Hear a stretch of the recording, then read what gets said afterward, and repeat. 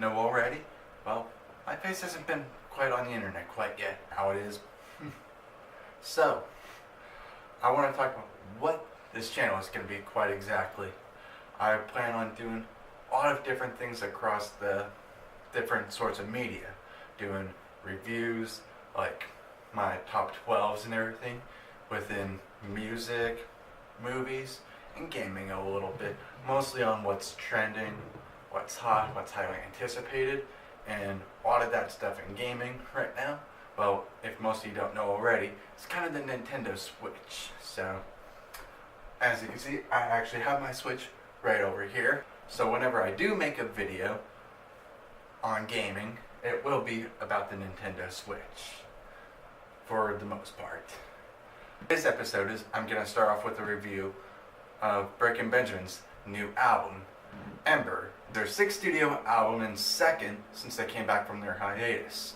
Now, this album is definitely an interesting one. As a Breaking Benjamin fan myself, I enjoy the album for what it is, but at the same time,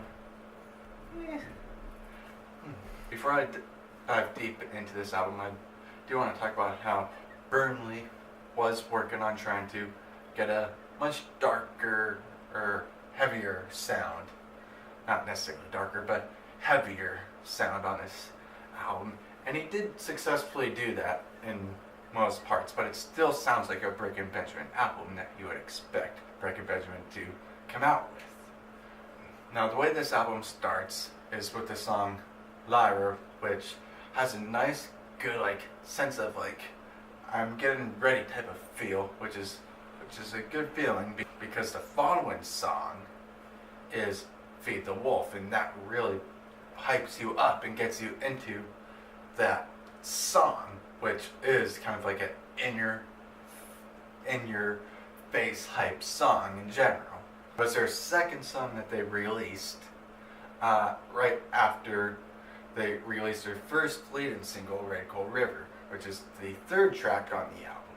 Now on Red Cold River, that's the song, when they released that song, that I wasn't 100% on board with it at first, but more lessons, I started to like it a lot more, which is good, because I do really enjoy Feed the Wolf, and I really enjoy Red Cold River. Now, there are moments on this album that just kind of blend together and don't really stand out that much. And their next song, Tourniquet, is a really good example of that.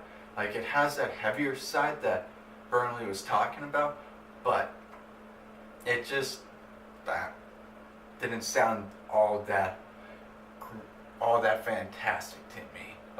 The instrumentation was good and well with the album, but at the same time it just didn't stand out. And there are some other songs on the album too that are like that. A little bit with Down, at times on Psycho, and in other songs like Torn Into You and Blood. The first song that was new to me that I enjoyed for the most part was actually Psycho.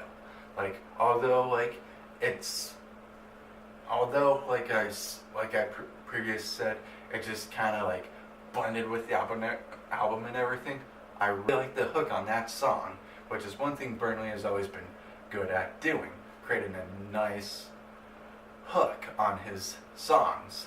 And on Psycho, I really enjoyed the instrumentation a lot, and it was just a very enjoyable song all around, in my opinion.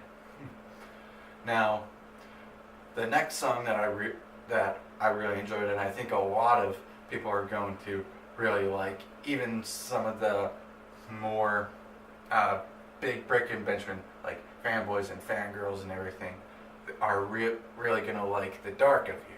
The Dark of You really has a nice slow feeling to it that I really enjoy, and I feel like a lot of other people are going to like too, because it has that Breaking Benjamin sense to it, it just feels like almost like a give me a sign type of song. but not quite as hypey at some points as Give Me a Sign was from Dear Agony. The Dark of You is definitely probably one of my favorite songs on this album, if not my favorite already. As we get more into this album, pass by some of the songs that just kind of don't really blend in much, like Torn in Two and Blood, you get into some other songs like Save Yourself, which I really don't like.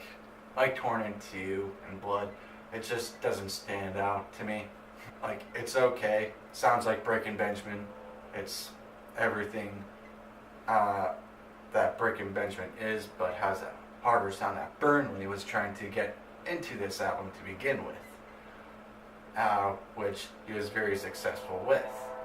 Now, but that song leads into probably my second favorite, if not my favorite, but that song leads into Close Your Eyes, which is one of my other favorites on this album.